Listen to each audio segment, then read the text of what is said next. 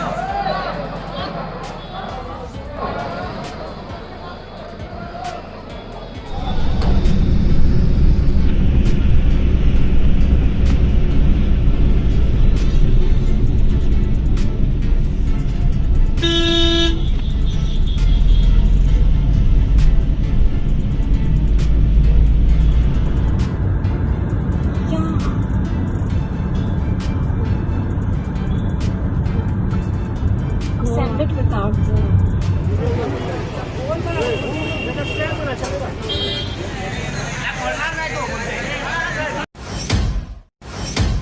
हमारे देश के हर स्टेट की अपनी टैक्स रेवेन्यू 46% रहता है। ये 46% टैक्स रेवेन्यू कहाँ से आता है? इन 46% में स्टेट जीएसटी होता है 39.9%। लेकिन पिछले कुछ दिनों में इसमें 80% तक कमी आई है। जो वेट लगाया जाता है और वेट मैक्सिमम पेट्रोल डीजल में लगता है वो तकरीबन 21.5% होता है। जो एक्साइज लगाया जाता है जो कि शराब लिक्विड से जुड़ा होता है वो लगभग 12% तक का होता है। जो कैपिटल और प्रॉपर्टी इन्वेस्टमेंट होता है उसमें राज्यों की कमाई लगभग 11.2% तक होती है। और जो गाड़ियाँ खरीदा बेचा जाता है उसमें कमाई होता है 5.7%। सरकार को पिछले साल शराब की दुकानों से तकरीबन 2.5 लाख करोड़ का रेवेन्यू मिला। 2016 में तमिलनाडु को 29,672 करोड़ का रेवेन्यू मिला। इसी तरह हरियाणा को 19,703 करोड़, महाराष्ट्र को 18,000 करोड़, कर्नाटक को 15,333 करोड़, उत्तर प्रदेश को 14,083 करोड़ का रेवेन्यू मिला।